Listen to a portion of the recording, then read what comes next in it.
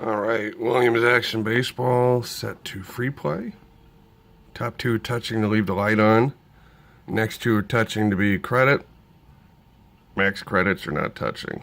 It's worked like this before it started doing this.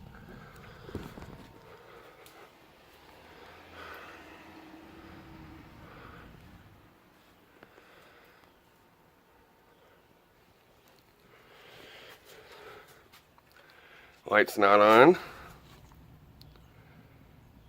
Coin door was like this and worked before.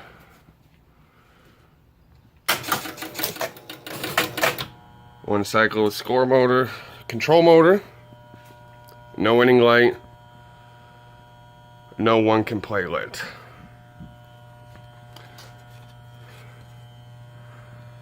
That's the lock coil on. Manually hit the game over. The control motor does one rotation and stops. Third out relay twitches while it's doing that.